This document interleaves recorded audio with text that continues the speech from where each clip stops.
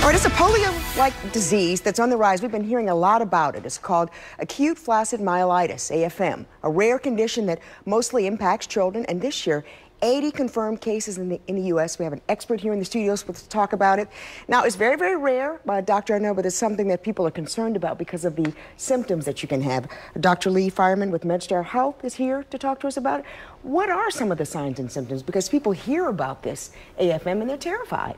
Absolutely. So it's really important to know that you want to recognize what the symptoms are. So it's going to be starting with a viral illness, maybe a cold or a cough, and then it's going to progress after that into weakness of the arm or the leg.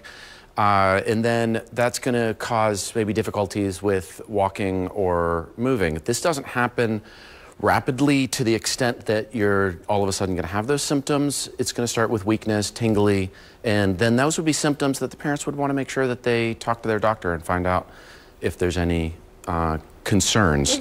Now, I know we've had 80 confirmed cases in the U.S., 6 were being investigated in Maryland, but 1 is actually being concerned. This is something, though, that the CDC is concerned about. They are, and so the medical community is looking at it and trying to figure out why is this occurring.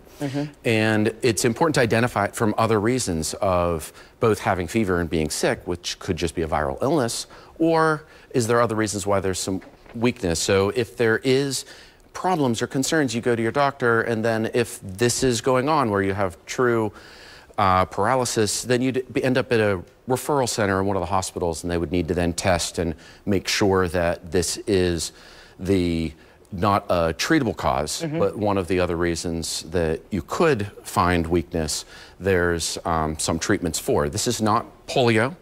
Polio is an infectious disease that is catchy from person to person. This is not contagious between people. So one individual could have it in a family and no one else would have it.